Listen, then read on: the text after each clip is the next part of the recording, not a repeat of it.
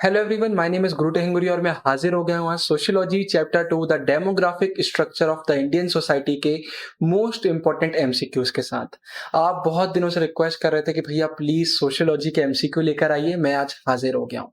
तो सबसे पहले आपको एक बहुत बड़ी चीज बता देता हूँ कि अगर आप इस वीडियो को फॉलो कर रहे हैं, मतलब आप हमारी एमसीक्यू वाली वीडियो देख रहे हैं, इसके बाद आपको और कोई सोर्स देखने की जरूरत नहीं है। पूरी एनसीईआरटी मैंने इसमें कवर कर दी है। इसके बाद अगर आपको इसका पीडीएफ चाहिए तो आपको हमारे डिस्कॉर्ड सर्वर पर एकदम फ्री में मिल जाएगा। और मैं आपको बता देता हूं कि भाई ये जो वीडियो है इसमें मैंने सारे टाइप के एमसीक्यूज को कवर किया है।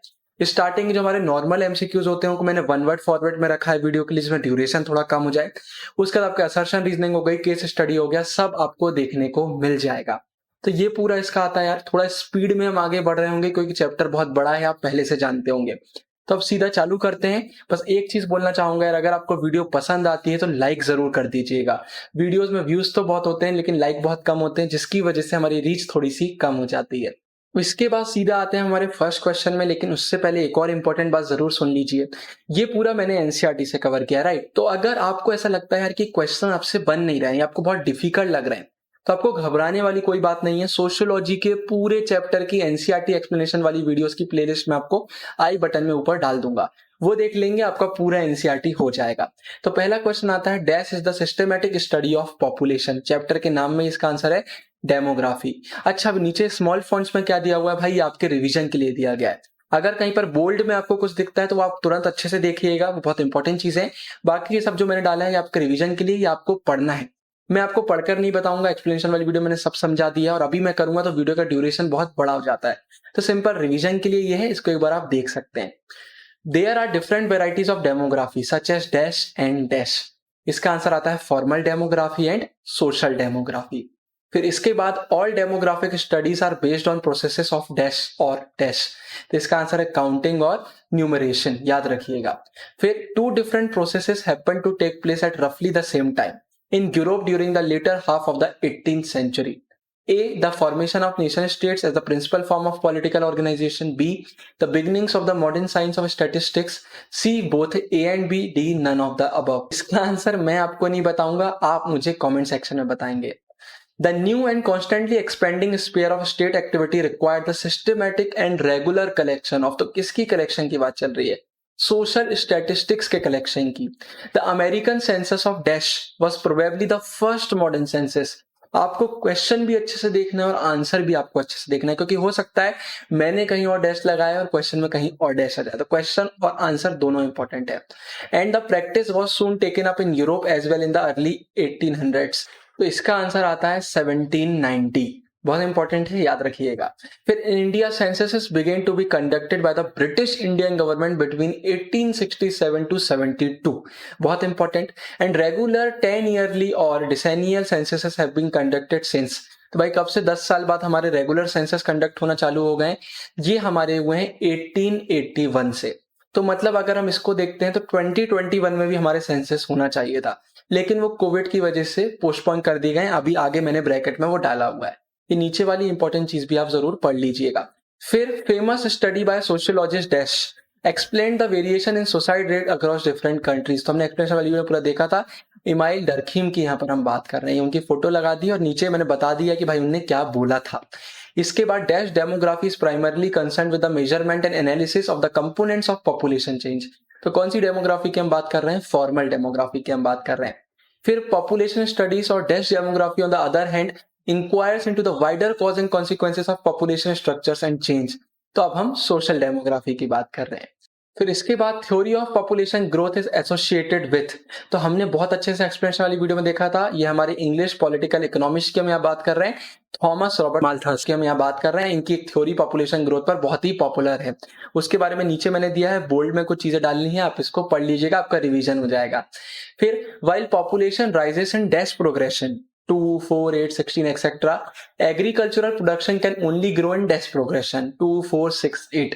तो भाई हमारा इसका आंसर है पहले का जियोमेट्रिक और दूसरे का है एरिथमेटिक। फिर examples of dash checks are postponing marriage और प्रैक्टिसिंग सेक्सुअल एब्सिस्टेंस और सेलिबेसी। फिर नीचे दिया हुआ Malthus believe that therefore that dash checks to population growth in the form of famines and diseases were inevitable because they were nature's way of dealing with the imbalances between food supply and increasing population. तो कौन से दो checks की हम बात कर रहे हैं भाई? पहला है प्रिवेंटिव और दूसरा है पॉजिटिव। इसके बाद भाई मैं आपको बोलना चाहूंगा, अगर आप थॉमस रॉबर्ट जी के बारे में और पढ़ना चाहते हैं तो इन बॉक्सेस में दिया हुआ है, आप इसको बिल्कुल पढ़ सकते हैं। एक्सप्लेनेशन वाली वीडियो मैंने आपको बहुत कुछ इसमें समझा दिया, पूरा एनसीईआरटी मैंने कवर कर दिया है। इसके बाद theory of dash suggests that population growth is linked to overall level of economic development and that every society follows a typical pattern of development related population growth। तो थ्योरी ऑफ डेमोग्राफिक ट्रांजिशन की हम बात कर रहे हैं। हमने देखा था भाई कैसे 3 बेसिक स्टेजेस पे हमारी पॉपुलेशन ग्रोथ होती है। ज्योग्राफी वाले बच्चे भी बहुत इससे रिलेट कर पाएंगे क्योंकि उनको उसमें भी ये पूरा दिया हुआ है। उसके बाद एक बहुत इंपॉर्टेंट ट्रांजिशनल स्टेज भी आती है, तो ये मैंने डाल दिया है, इसको आप पढ़ लीजिएगा। मेन जो एमसीक्यू आते हैं, जो मैंने आपको आंसर बताया, ये वाले आते हैं, लेकिन ये नीचे की इंफॉर्मेशन होना बहुत जरूरी है, नहीं तो फिर आप कंफ्यूज हो जाएंगे। इसके बाद this dash happens because death rates are brought down relatively quick through advance method of disease control, public health and better nutrition. हम किसकी बात कर रहे हैं? पॉपुलेशन एक्सप्लोजन की। ये क्वेश्चन बोर्ड एग्जाम में कई बार आया है। इसके बाद in India to the demographic transition is dash completed, not yet completed, not yet started, none of the above. तो इसका आंसर है नॉट येट कंप्लीटेड, अभी हम पूरी तरीके से कंप्लीट नहीं कर पाए। Most demographic concepts are expressed as dash और डैश, बहुत इंपॉर्टेंट। इसका आंसर है रेट्स और रेशोस। फिर इसके बाद क्वेश्चन नहीं है, मैंने बर्थ रेट और डेथ रेट की यहाँ पर सीधे डेफिनेशन दे दी, क्योंकि क्वेश्चन भी कई बार देखने को मिल जाता है। Birth rate is the number of live birth पर 1000 population, death rate expressed is the number of deaths in given area during a given time पर 1000 पॉपुलेशन, तो याद रखिएगा। फिर द रेट ऑफ डैश और the growth rate of population refers to the difference between the birth rate and the death rate। यहाँ पर terms हमारे बहुत सारे, यहाँ पर the rate of natural increase की हम बात कर रहे हैं। अब इंपॉर्टेंट पॉइंट याद रखिएगा, when the difference is 0 then we say that the population has stabilised और has reached the replacement level. Important है, इसको एक बार देख लीजिए, आगे क्वेश्चन भी से रिलेटेड है। फिर societies can experience a negative growth rate when their fertility levels are below the replacement rate, बहुत इंपॉर्टेंट, ये आ चुका है बोर्ड में। The dash rate refers to the number of live birth per 1000 women in the childbearing age group, usually taken to be 15 to 49 years. The fertility rate, हम fertility rate की बात कर रहे हैं। इसके बाद भाई the dash rate refers to the total number of live births that a hypothetical woman would have if she lived through the reproductive age group and had the average number of babies in each segment of this group as determined by the age specific fertility rates for that area। तो यहाँ हम कौन सी rate की बात कर रहे हैं? हम टोटल फर्टिलिटी रेट यहाँ पर बात कर रहे हैं, बहुत इंपॉर्टेंट है, बहुत सारे बच्चे इस चीज में कंफ्यूज हो जाते हैं। इसके बाद the dash mortality rate is the number of deaths of babies before the age of 1 year per 1000 live births.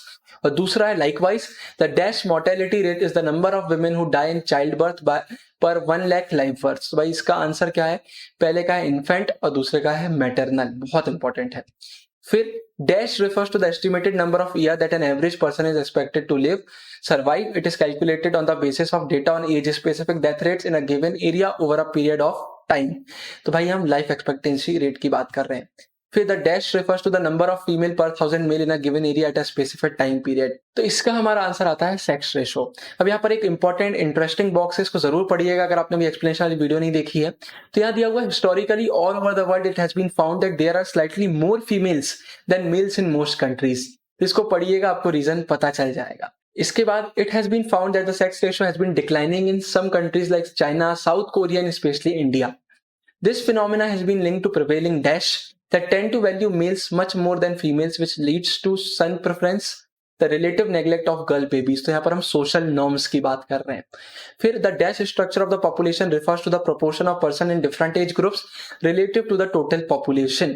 तो यहाँ हम बात कर रहे हैं एज स्ट्रक्चर की, एक इंपॉर्टेंट ये क्वेश्चन है, ये भी बोर्ड में बहुत बार आता है। फिर the dash is a measure comparing the portion of population which composed of dependents with the portion that is working age group generally defined as 15 to 64 years। याद रखिएगा, इसको हम बोलते हैं डिपेंडेंसी रेशो। इस पर अभी आगे और क्वेश्चन आएंगे। अब यहाँ पर डेमोग्राफिक डिविडेंड की बात करी गई है, तो इस वीडियो को एक बार आप पढ़ लीजिएगा, आगे इससे रिलेटेड भी क्वेश्चन अभी आएंगे। तो भाई India is the second most populous country in the world after China with a total population of dash according to census of India 2011। अब अगर आप ये वीडियो बहुत बाद में देख रहे हैं और लेटेस्ट सेंसस के रिजल्ट आ चुके हैं तो आप चेंज कर लेगा, लेकिन अभी तो नहीं आए, तो अभी हम 2011 के सेंसस की बात करेंगे। इसका आंसर है 121 करोड़ और 1.21 बिलियन। इसके बाद between 1911 and 1921 there was a negative rate of growth of India's population 0.03%, this was because of the dash. तो हम यहाँ इन्फ्लुएंजा एपिडेमिक की बात कर रहे हैं, नीचे पूरा इसके बारे में मैंने लिखा हुआ है, इससे रिलेटेड क्वेश्चन भी आते हैं। Dash is caused by a virus that attacks mainly the upper respiratory tract, the nose, throat, ब्रोंका and rarely also the lungs. तो यहाँ पर हम बात कर रहे हैं इन्फ्लुएंजा की। तो भाई the most infamous pandemic was dash which affected large parts of the world population, is thought to have killed at least 40 million people in 1918 and 1919। तो इसका आंसर है स्पेनिश फ्लू।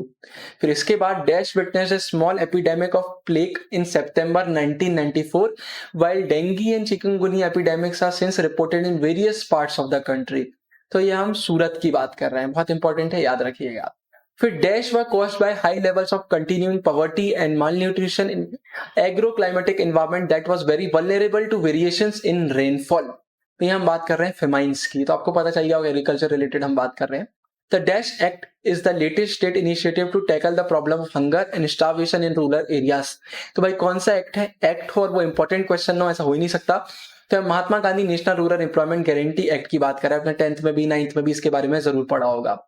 फिर इसके बाद state like dash is beginning to acquire an age structure like that of a developed countries. तो भाई state like Kerala, हम केरला की बात कर रहे हैं। फिर नीचे और मैंने दिया हुआ है, और जगहों के बारे में दिया है, पढ़ लीजिएगा।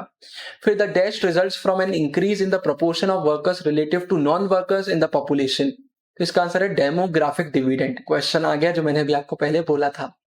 फिर changes in the age structure due to the demographic transition lower the dash or the ratio of non-working age to the work age population, thus creating the potential for generating growth। तो ये भी अभी हमने पढ़ा था, dependency ratio की हम यहाँ पर बात कर रहे हैं। फिर government of India sources reveal a sharp fall in the rate of dash, sharp fall in the rate of employment generation. ये इंडिया के लिए बहुत बड़ी प्रॉब्लम है कि हमारे यहाँ एम्प्लॉयमेंट जनरेशन बहुत कम हो रही है। According to census of India 2011, sex ratio has increased and now it is dash females per 1000 males, 943 females per 1000 male. Age specific sex ratio began to be computed in 1961। याद रखिएगा। Dash is the worst state with an incredibly low child sex ratio of 793, the only state below 800। भाई यहाँ हम बात कर रहे हैं हरियाणा की। फिर इसके बाद अगर हम बात करते हैं the highest child sex ratio of 972 is found in, highest याद रखिएगा, अरुणाचल प्रदेश में। अब अगर आपको बाकी जगहों का जानना है कि भाई कौन से स्टेट में किस लेवल का हमको ये देखने को मिल रहा है, तो इस बॉक्स को आप पढ़ लीजिएगा, ये भी एक इंपॉर्टेंट है। बहुत सारे यहाँ पर दिए हुए हैं अलग अलग जगह के बारे में, इसलिए मैंने अलग अलग इसके एमसीक्यू नहीं बनाए। इसके बाद the main health factor that affects women differently from man is dash. तो ये है चाइल्ड बियरिंग। तो ये नीचे आता। इसके बाद जो ये बॉक्स है ना, यहाँ पर बहुत सारी चीजें मैंने बताई, जैसे भाई neglect of girl babies in infancy के बारे में बताया है मैंने आपको, सेक्स स्पेसिफिक अबॉर्शन के बारे में मैंने बताया, फीमेल इन्फेंटिसाइड के बारे में बताया है, फिर उसका अवेलेबल ऑफ सोनोग्राम के बारे में बताया है, प्री नेटल डायग्नोस्टिक टेक्निक के बारे में मैंने बताया है। तो ये एक बार पढ़ लीजिएगा, सीधे एनसीईआरटी का मैंने पैराग्राफ डाला है। ये एक ऐसी चीज है जो आपको पढ़ना पड़ेगा अगर आप इसको, क्योंकि इससे ना जो एमसीक्यू आते हैं वो कभी एक लाइन उठ के नहीं आ जाती है, ये सारे पॉइंट दिए रहेंगे और उनसे रिलेटेड एमसीक्यू आ जाएंगे। तो इसको एक बार आप खुद से पढ़ लीजिएगा, बहुत ही ईजी है, नहीं तो मैं समझा देता। इसके बाद dash it can prove to be an important policy to increase the child sex ratio in the country. भाई किस चीज की हम बात कर रहे हैं, बेटी बचाओ बेटी पढ़ाओ, बहुत इंपॉर्टेंट है, बोर्ड के सैंपल पेपर में भी देखने को मिला है। Dash as a prerequisite to education is an instrument of empowerment. तो यहाँ पर है भाई लिटरेसी, आंसर याद रखिएगा। Almost dash of India's population is now literate. तो almost 2/3 of population of India is now literate. फिर according to census of India 2011, still more people are living in rural areas, but the population of urban areas has increased. Now dash population lives in rural area while 31.2 people live in urban areas। तो इसका answer है भाई 68.8%। Census 2011 की हम बात कर रहे हैं। नीचे देखिए, census 2021 has been delayed to 2022 due to COVID-19 pandemic in India with preliminary results expected in 2013 to 24। याद रखिएगा, ये मतलब बोर्ड में नहीं आएगा लेकिन आपको नॉलेज होना जरूरी है। The rapid growth in dash shows that the town or city has been acting as a magnet for the rural population। तो काय की ग्रोथ की बात करी जा रही है भाई, तो अर्बनाइजेशन की यहाँ पर बात करी जा रही है, अर्बनाइजेशन की ग्रोथ के बाद। फिर while urbanization has been occurring at a rapid pace, it is the biggest city, the dash, that have been growing the fastest। हम metropolises की बात कर रहे हैं। More than 2/3 of the urban population live in 27 big cities with million plus populations। फिर इसके बाद question number 50, it is hardly surprising therefore that India has had an official dash for more than half century। In fact, India was perhaps the first country to explicitly announce such a policy in 1952। किसकी बात कर रहे हैं भाई हम, official population policy की बात कर रहे हैं।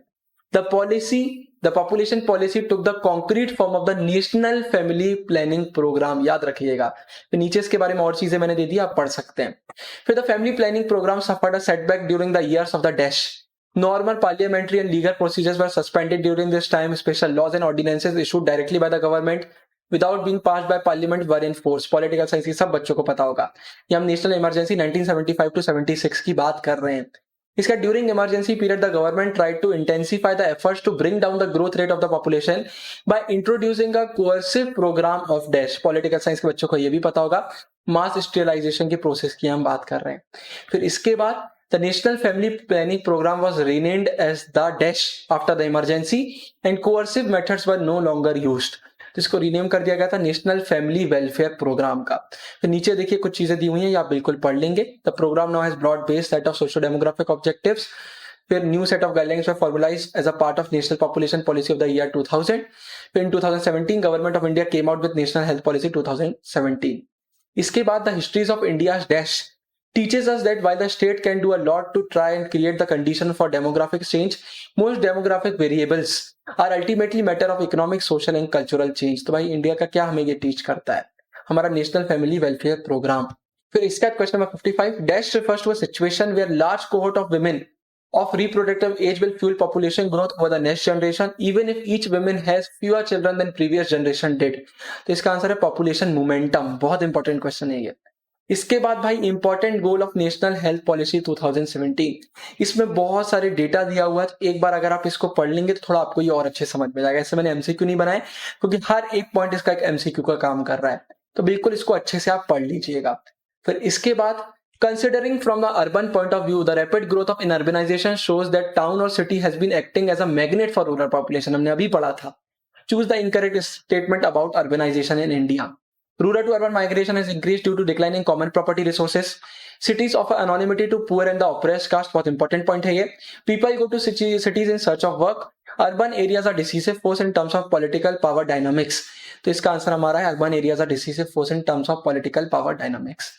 फिर the population policy of 1952 took the concrete form of the, अभी हमने पीछे पढ़ा है इसको, ये आपको बनना चाहिए नेशनल फैमिली प्लानिंग प्रोग्राम। मैंने अभी आपको बॉक्स में लिखकर समझाया था।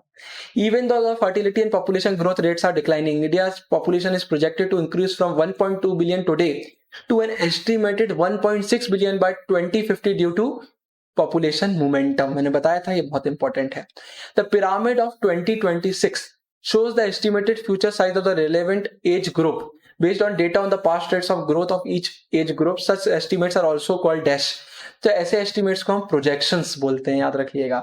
फिर which of the following does not lead to population explosion? Low level of economic growth can lead to population explosion. It happens due to high birth rate and low death rate. It takes longer for society to alter reproductive behavior. Reduce fertility rate. तो इसका answer है reduce fertility rate। हमने अभी इसके बारे में पढ़ा था। Aging population implies low dependency, high dependency ratio, window of economic opportunity, high death rate. तो high dependency ratio.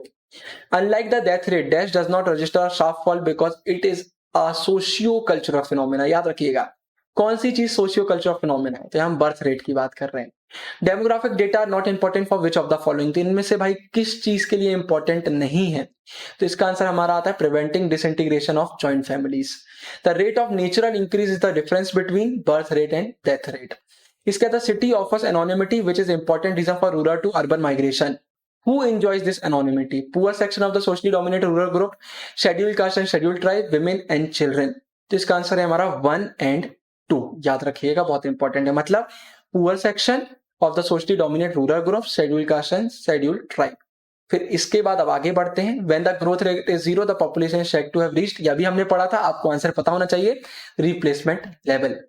Kerala is beginning to acquire an age structure like that of the developed country because of, अभी हमने ये पढ़ा था कि भाई developed country ऐसा हो गया, लेकिन उसका रीजन क्या है, because of low birth rate and low death rate. तो इसके बाद अब एक बहुत इंपॉर्टेंट चीज, बहुत सारे बच्चे तो भाई सोशियोलॉजी में जो बॉक्सेस होते हैं या फिर ऐसी इमेजेस होती हैं, पिरामिड्स होते हैं, अलग अलग चीजें दी होती है, जैसे यहाँ पर डेटा दिया हुआ है परसेंटेज ऑफ पॉपुलेशन का, तो इनसे कैसे क्वेश्चन आते हैं। तो देखिए ये पूरा दिया हुआ है the demographic structure of Indian society, page number 24 का ये है, जब मेल फीमेल का इंडिया 2026 के बारे में बताया गया है। तो when does the bottom of a population pyramid become narrow, तो ये हमें पता होना चाहिए, decrease in birth rate. Which kind of society is depicted in pyramid, develop society की बात करी जा रही है। This pyramid does not indicate which of the following high birth rate. तो ये आपको आंसर कब बनेंगे भाई, जब आपने एक्सप्लेनेशन वाली वीडियो देखी होगी और साथ ही साथ एक बार आपने इनको अच्छे से पढ़ा होगा कि भाई पता तो करें कि आखिर ये जो इमेज दिया हुआ है ये है किस चीज का। अगर आपको इतना पता है तो फिर आपको प्रॉब्लम नहीं होगी, फिर आप पढ़कर आराम से आंसर कर सकते हैं। इसके बाद भाई असर्शन रीजन की बारी आ गई। आप सबको पता होगा 4 ऑप्शन दिए होते हैं। एक होता है both A R true, R is correct explanation. एक होता है कि भाई दोनों सही है लेकिन एक्सप्लेनेशन करेक्ट नहीं है। फिर एक होता है कि ए सही है आर गलत है, एक होता है ए गलत है आर सही है। अगर आपको असर्शन रीजन में बहुत ज्यादा प्रॉब्लम हो रही है, आई बटन में वीडियो डाल दूंगा पूरा, मैंने आपको बताया कि असर्शन रीजन में आप फुल कैसा स्कोर कर सकते हैं चाहे कितने भी आ जाए। इसका सीधे आगे बढ़ते हैं। तो पहला आता है Malthus prediction were proved false. Reason दिया हुआ in the historical experience of Europe, both food production standards of living continue to rise despite the rapid growth of population. तो दोनों सही हैं और भाई एकदम सही एक्सप्लेनेशन है ये। इसका assertion, the problem of selective abortion is not due to poverty or ignorance or lack of resources. Reason दिया हुआ है we find the sex ratio to be the lowest in the most prosperous region. तो फिर से भाई दोनों चीजें सही हैं और एकदम सही एक्सप्लेनेशन है। इसके बाद unlike the death rate, the birth rate has not registered a sharp fall. Reason दिया हुआ है by and large increase level of prosperity exert a strong downward pull on the birth rate. तो भाई इसका answer हमारा आता है कि दोनों सही हैं लेकिन एक्सप्लेनेशन यहां पर सही नहीं है। इसके बाद भाई अब केस बेस्ड क्वेश्चन की बारी आ जाती है। इसको यार आप खुद पढ़ लीजिएगा, इसमें कुछ भी नहीं है, बिल्कुल इजी से है।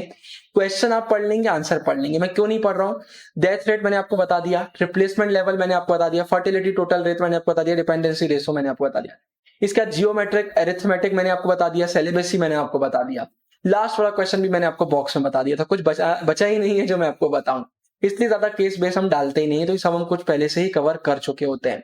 इसका थर्ड एक और आता है, ये भी आप पढ़ लीजिएगा, जो भी इंपॉर्टेंट चीजें हैं वो आपको इसमें पता चल जाएंगी। तो भाई इसी के साथ इस वीडियो खत्म करते हैं। लाइक जरूर कर दीजिए अगर आपको हिस्ट्री, पॉलिटिकल साइंस, ज्योग्राफी इनके एमसीक्यूज देखना है तो पूरी प्लेलिस्ट आ चुकी है। और अब शेयर करना भाई अब आपकी जिम्मेदारी है, तो शेयर कीजिएगा। अगर आपको जानना है भाई असर्शन रीजन कैसे करते हैं तो ऊपर एंड स्क्रीन वाली वीडियो पर क्लिक कर लीजिएगा। बाकी मैं तो मिलता रहूंगा आने वाली वीडियोज में, तब तक के लिए साइनिंग ऑफ, गुरु टाइम भैया, बाय।